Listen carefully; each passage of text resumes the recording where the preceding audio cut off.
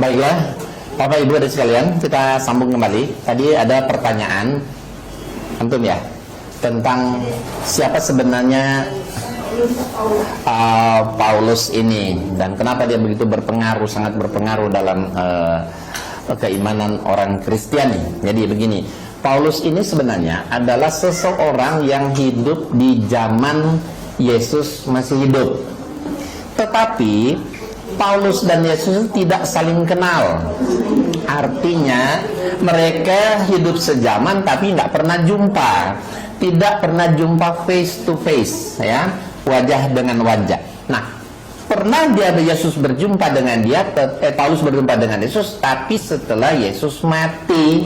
Jadi dia berjumpa dengan Yesus itu hanya dalam bayang-bayang saja. Nah, kita lihat dalam Kisah Rasul pasal 9,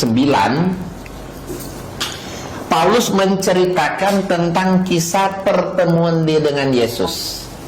Ya, nah, ya, ini kita lihat ayat 3. Yang nulis ini Lukas. Lukas ini juga bukan murid Yesus, tapi dia murid Paulus. Dan ini bukan Injil, hanya surat yang dikirim kepada seseorang bernama Theophilus, kan? Nah, kita lihat di sini.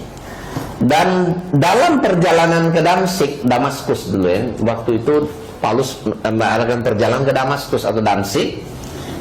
Ketika sudah dekat kota itu, tiba-tiba cahaya memancar dari langit mengelilingi dia. Ini Paulus sendiri yang bercerita. Ya, ayat 4, ia rebah ke tanah dan kedengaran olehnya satu suara yang berkata kepadanya, Saulus, Saulus. Saulus itu Paulus ya, karena dulu tuh dia masih beragama Yahudi, namanya Saulus. Terdengar oleh suara oleh Paulus, Saulus, Saulus, mengapa engkau menganiaya aku? Ini suara Yesus, tapi hanya bayang-bayang. Yesus nggak lihat, bukan fisiknya. Ya, mengapa engkau menganiaya aku? Ayat 5, jawab Saulus, siapakah engkau? Tuhan. Kau sudah tua tahu Tuhan, kok nanya siapa lagi, kan? Sebenarnya siapakah engkau Tuhan? Nah, begitu ya kan? Kalau di Alkitab cetakan lama ada Tuhan, bukan Tuhan. Siapa engkau? Siapakah engkau Tuhan? Ya, 5 kan? Kata Yesus, akulah Yesus yang kau aniaya itu. Tetapi bangunlah dan pergilah ke dalam satu kota, di sana akan dikatakan kepadamu apa yang harus kau perbuat. Nah, saya langkahin, lihat ayat 15 ayat 16. Nah, ini, tetapi firman Tuhan kepadanya, pada Paulus, pergilah sebab orang ini adalah alat pilihan bagiku untuk memberitakan namaku kepada bangsa-bangsa serta raja-raja dan orang Israel. Aku sendiri akan menunjukkan kepadanya, maksudnya kepada Paulus, betapa banyak penderitaan yang harus ia tanggung oleh karena namaku, Yesus. Jadi seolah-olah di sini ya, dia lihat ayat 15, sebab orang ini adalah alat pilihan bagiku. Jadi ini terlihat sekali, jadi Paulus ini seolah-olah orang yang dipakai oleh Yesus, ya kan, sebagai penerus risalah Yesus. Makanya orang Kristen ya harus mengamalkan ajaran Yesus ini, karena mereka sangat yakin Yesus yang memilih dia, gitu kan, untuk meneruskan risalah Yesus. Seperti itu. Padahal Paulus ini waktu itu dia belum beragama Kristen. Dia itu mantan penjahat, pembunuh, pembohong. Ya.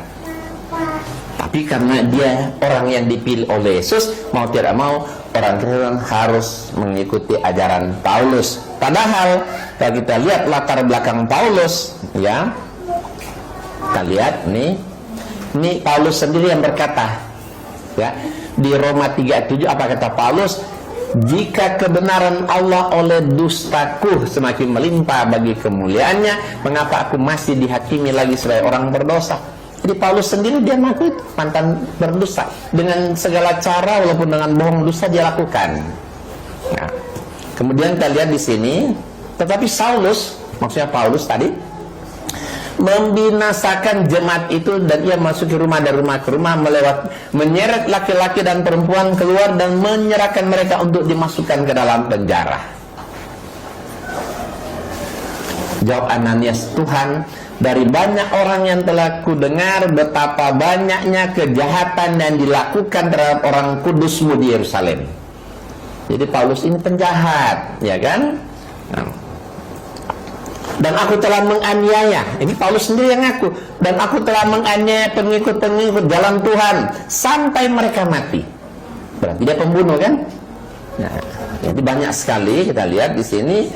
Aku yang tadinya seorang penghujat dan seorang penganiaya dan seorang yang ganas.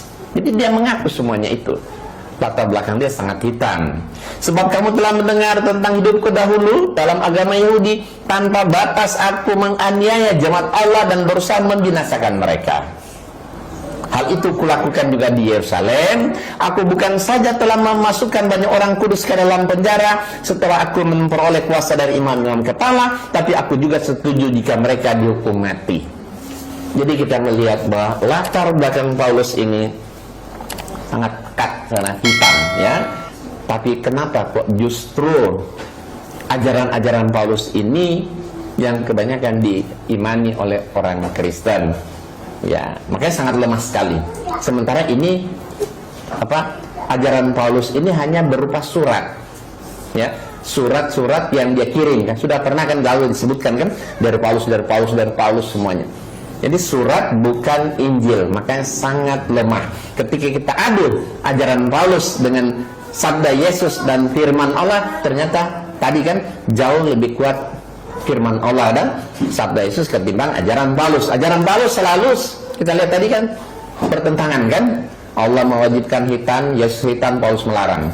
Allah mengatakan babi haram, ya, Paulus malah melarang. Allah mengatakan dia itu esa, Yesus mengajarkan Allah itu esa, Paulus mengatakan Yesus itu Tuhan dan sebagainya, dan yang mereka amalkan justru ajaran Paulus. Maka kita sering mengatakan bahwa orang Kristen ini sebenarnya pengikut Paulus, bukan pengikut Yesus. Ya, malah masa seorang mantan penjahat, pembunuh, pembohong kok bisa menjadi dalil, ya, bisa dipakai untuk membenarkan atau untuk membenarkan ajaran dia dan membatalkan firman Allah atau sabda Yesus. Maka sangat lemah sekali.